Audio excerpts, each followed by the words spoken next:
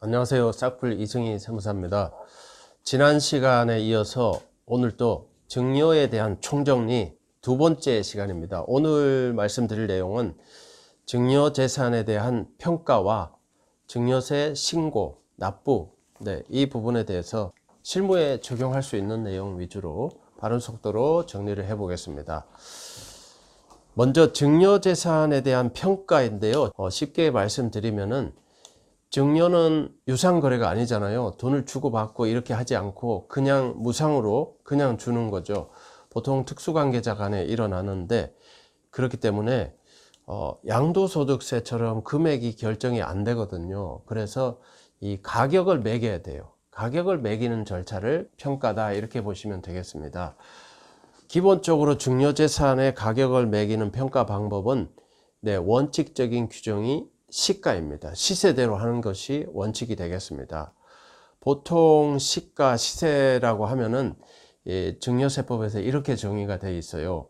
불특정 다수인 사이에 모르는 남남 간의 거래, 이런 의미가 되겠습니다. 자유롭게 거래가 이루어지는 경우에 보통 통상적으로 성립된다고 인정되는 가액을 말한다, 이렇게 되어 있습니다. 만약에 이런 시세 확인이 곤란하다 하면은 그때는 증여일 전 6개월, 증여 후 3개월, 이 기간을 평가기간, 증여재산 평가기간 이렇게 부르는데요. 이 사이에 매매나 감정이나 수용, 경매, 공매 이런 가격이 있으면은 그 가격을 포함해서 시가, 시세로 본다, 이렇게 정의되어 있습니다. 그렇기 때문에 시가의 인정 범위는 네 가지로 좀 기억을 해 주시면 좋을 것 같습니다. 첫 번째가 매매 가격입니다. 그 거래, 그 재산에 대한 매매 가격, 그리고 감정 가격. 보통 두 가지로 해서 평균을 내면 되는데, 이 가격이 10억이 안 되면은 감정 가격 하나로도 가능하겠습니다. 세 번째는 이제 보상 가격이나 경매, 공매 가격, 이런 가격이고요. 그 다음에 이제 평가 기간 6개월, 전 6개월 후 3개월, 이 평가 기간 내에 동일하거나 유사한 감정 가액의 평균액, 이런 것이 있으면 그 가격을 시가로 볼 수 있다. 그래서 매매 가격의 매, 감정 가격의 감, 경공매의 경, 유사매매 사례 가액의 유 해서 매감 경유, 매감 경유, 이렇게 기억해 주시면 좋겠습니다. 참고로 이 증여재산 평가 관련해서 이 평가 기간 외에도 심의제도가 있습니다. 심의제도는 뭐냐면은 이 증여일 전 2년 이내입니다. 2년 이내. 그리고 평가 기간이 지나고 나서 증여재산 신고 기한, 월 말로부터 3개월이잖아요. 이 3개월 신고 기한 후 6개월입니다. 후 6개월. 그러니까 신고 기한 후 6개월이니까 약 9개월이 되는 거죠. 후 9개월 정도 됩니다.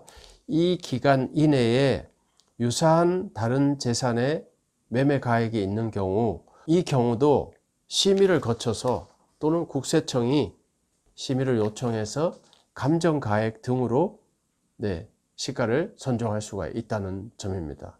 이 심의제도도 있다는 점 참고하셔서 증여를 하시면은 웬만하면은 이 감정을 받아서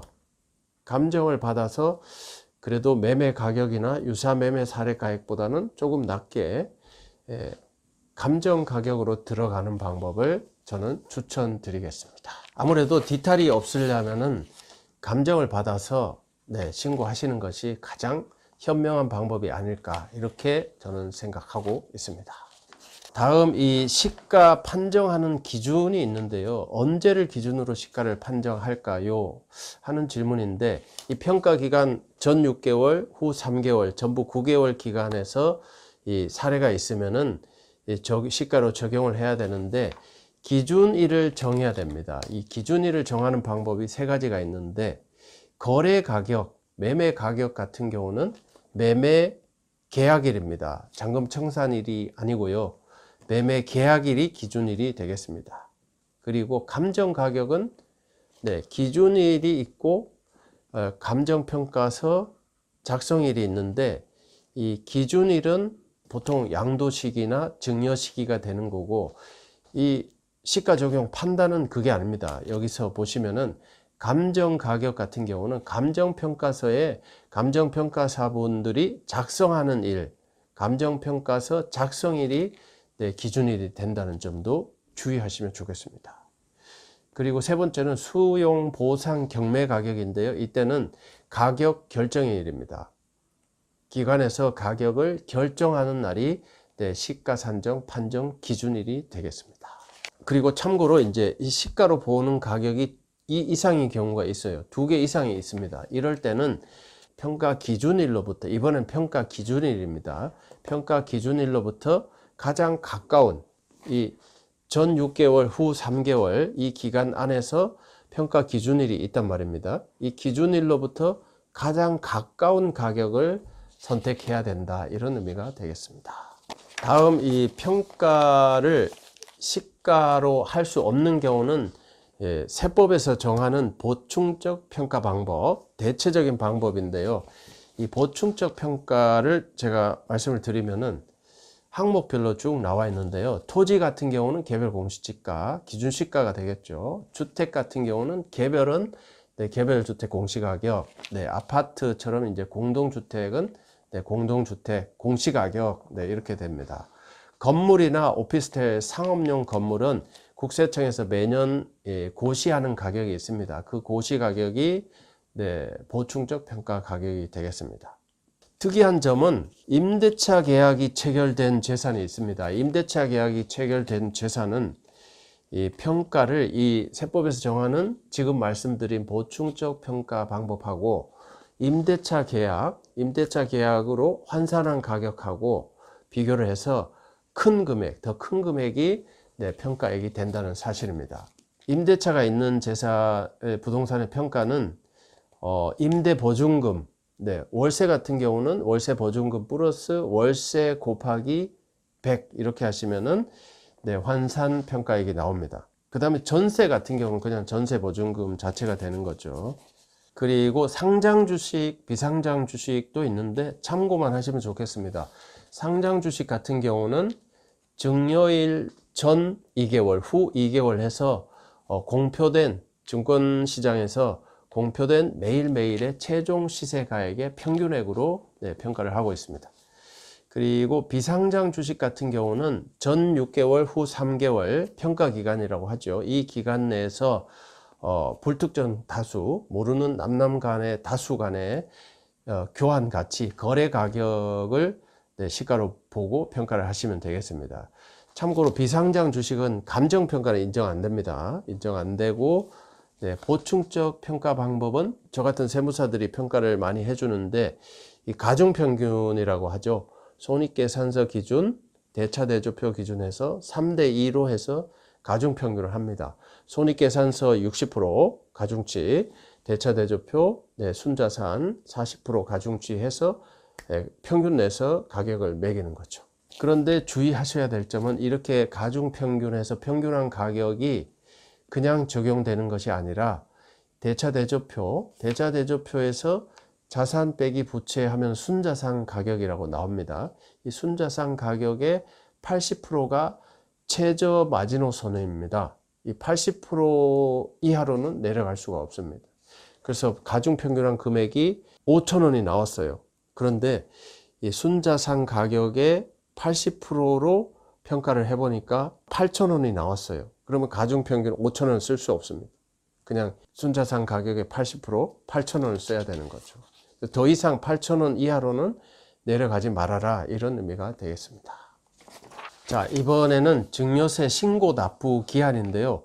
보통의 증여세 신고 납부 기한은 증여일이 속하는 달의 말일로부터, 말일입니다. 증여가 가령 10월 20일에 일어났다면은 10월 30일부터 3개월이니까 11월 말, 12월 말, 내년 1월 말 이렇게 세 달을 증여세 신고 기한으로 주고 있습니다. 그리고 한 달 기준으로 10월에 일어난 모든 증여는 전부 다 내년 1월 말까지 신고하고 납부하시면 된다, 이런 의미가 되겠습니다. 그 다음에 증여세 납부인데요. 증여세 납부는 일시 납부하는 것이 원칙입니다.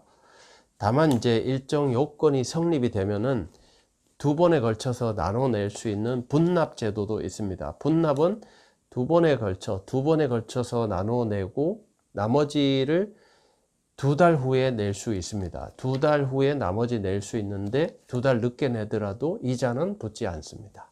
그리고 장기간에 나눠서 낼 수 있는 그 방법도 있는데 이거는 연부연납 이렇게 부릅니다. 최장 5년까지 연장해서 할부로 낼 수가 있는 제도인데요. 이 연부연납은 요건이 충족되면은 그냥 할 수 있는 게 아니고 수중자의 주소지를 관할하는 세무서에 신청을 해서 허가를 받아야 됩니다. 승인을 받아야 5년에 걸쳐서 연부연납 할 수가 있겠습니다. 대신에 연부연납을 하시면은 담보를 제공하셔야 되고요. 매년 이자를 붙여서 내셔야 됩니다. 이자는 연 1.2% 정도 되겠습니다. 요즘에 이자율이 뭐 거의 8%까지 육박을 했지 않습니까? 그렇기 때문에 이 연부연납 제도도 이자가 연 1.2%밖에 안 됩니다. 그래서 잘 활용하시면은 절세에 도움이 되실 것 같습니다. 그 다음에 증여세 신고를 안 했을 때 뭐 이 현금을 주고받고 증여세 신고를 안 하시는 분들이 간혹 상담이 들어오는 경우가 많았습니다. 이분들은 증여세 신고를 안 하게 되면은 페널티가 이렇게 주어집니다. 아무것도 신고를 안 하신 분들은 20%짜리 가산세가 있고 40% 가산세가 있습니다. 그리고 또 어떤 분들은 신고를 했는데 일부 누락하신 분들도 있어요. 이런 분들은 10%짜리 가산세가 있고 40%짜리 가산세가 있습니다. 가산세가 이렇게 20, 40, 10, 40 이렇게 있잖아요. 그렇기 때문에 일단 신고를 하시면은 과소신고, 덜 신고한 걸로 되고 가산세도 10%로 조금 낼 수가 있습니다. 그래서 웬만하면은 증여세는 신고를 일단 하시는 게 좋다. 이렇게 말씀드릴 수 있겠습니다.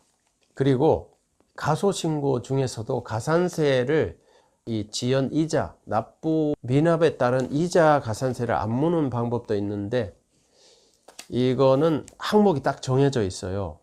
이거는 신고 당시에 뭐 소송이 걸려 있다든지 아니면은 상속 공제 있지 않습니까? 증여 공제나 상속 공제 이런 공제를 착오로 잘못 적용했다든지 또는 평가를 했는데 평가 차익이 발생했다든지 또는 세무서에서 뭐 조사나 이런 걸 해서 결정이 돼서 증여 의제 이익이 변경이 된다든지 이렇게 될 때는 이자는 붙지 않습니다. 그냥 추가 세금만 납부하시면 된다. 이렇게 말씀드릴 수 있겠습니다.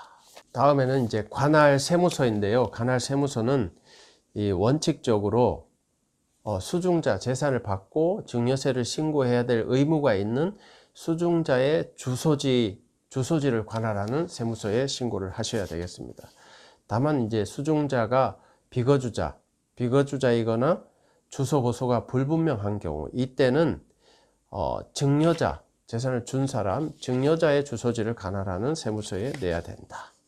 증여자도 주소지가 불분명해. 이때는 어떻게 할까요? 이때는 증여재산의 소재지를 관할하는 세무서에 신고를 하시면 된다. 이런 의미가 되겠습니다. 증여세 신고하는 방법은 우편 신고도 있지만 전자 신고를 할 수도 있습니다. 홈택스에 보시면은 그 신고 납부 탭으로 들어가시면은 세금 신고 탭이 나오고 여기서 증여세를 선택해서 전자 신고를 하실 수도 있겠습니다. 그리고 신고하기 전에 증여세를 먼저 예측해 볼 수도 있는데요.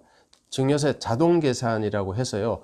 홈택스에 들어가시면은 세금 모의 계산이 있습니다. 세금 모의 계산으로 들어가서 증여세 자동 계산 탭을 선택하셔서 금액을 입력하시면은 예상 증여세액을 간단하게 예측해 보실 수 있겠습니다.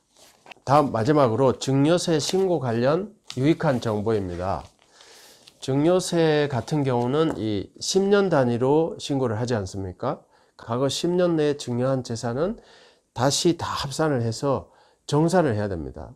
10년 내에 증여한 재산을 전부 다 합산해서 증여세를 계산을 하시고 과거에 된 증여세를 공제받는 이러한 방식으로 정산을 하게 되는데 시간이 많이 지나면은 과거에 본인이 증여세 신고한 내역을 확인하기 어렵지 않습니까? 뭐 증여세 신고서를 다 가지고 있다고 하더라도 헷갈릴 수가 있는데 이때는 홈택스에 들어가시면은 이 과거에 증여 신고한 내역을 확인하실 수가 있습니다. 자, 홈택스 화면을 보시면은 조회 발급 탭으로 들어가시면은 세금 신고 납부 탭이 나옵니다. 여기서 중간쯤에 보시면은 증여세 결정 정보 조회 탭이 나옵니다. 거기를 누르고 들어가셔서 기존에 수증자가 증여받은 증여재산에 대해서 세무서에서 최종적으로 인정한, 결정한 정보를 확인하실 수가 있겠습니다. 그렇지만 여기에 보이지 않는 정보도 있을 수가 있는데요. 증여세 신고를 안 하신 재산은 여기에 조회가 되지 않습니다. 본인들이 증여재산에 대해서 가액을 매겨서 평가를 해서 합산해서 신고를 하셔야 하겠습니다. 오늘은 증여재산 평가, 가액 매기는 방법하고 증여재산에 대한 신고 납부, 홈택스 찾아가는 방법까지 간단하게 말씀드렸습니다. 감사합니다.